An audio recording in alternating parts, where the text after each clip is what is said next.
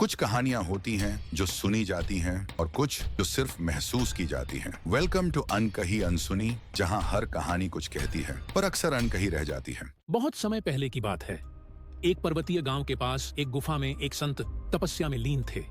वे न बोलते थे न किसी से कुछ मांगते। बस एक मिट्टी की थाली रोज गुफा के बाहर रख देते थे और गांव वाले अपनी श्रद्धा से उसमें कुछ न कुछ रख जाते थे। संत के कुछ शिष्य थे जो रोज उनके पास जाकर सेवा करते और संत के मौन को साधना समझकर आदर करते। एक दिन गांव की एक नवविवाहिता स्त्री जो अपनी सुंदरता के लिए पूरे गांव में प्रसिद्ध थी, वह भी संत की थाली में भिक्षा देने आई। उसने देखा कि संत उसे बिना देखे ही थाली की ओर इशारा कर रहे हैं। उस दिन वह मुस्कुराकर लौटी। अगले दिन वह सज धज कर आई और भिक्षा देते समय धीरे से संत के हाथ को छू लिया। संत ने कुछ प्रतिक्रिया नहीं दी। ऐसा कई दिनों तक चला।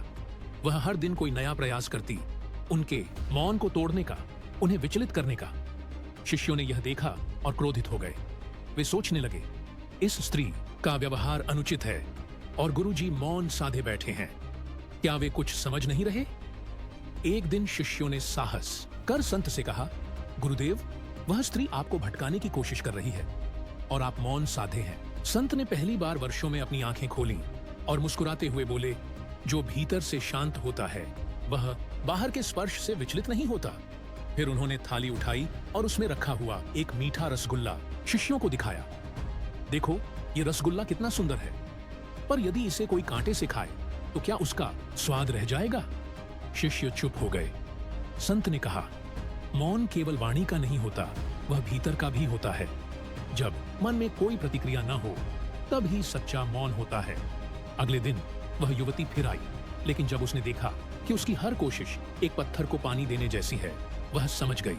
उसने हाथ जोड़कर संत से क्षमा मांगी और लौट गई। तो ये थी आज की अनकही अनसुनी कहानी। एक और सफर जहां सच, इतिहास और कल्पना की दुनिया ने मिलकर हमारे दिल और दिमाग को छुआ। अगर आपको ये कहानी पसंद आई हो, इसकी गहराई ने आपको सोचने पर मजबूर कर दिया हो, तो लाइक शेयर करना न भूलें। ऐसी ही और दिलचस्प, रहस्यमयी और भावनात्मक कहानियों के लिए सब्सक्राइब कीजिए अनकही अनसुनी को और बेल आइकन दबाइए ताकि अगली कहानी जब भी आए वो आपसे अनसुनी न रह जाए।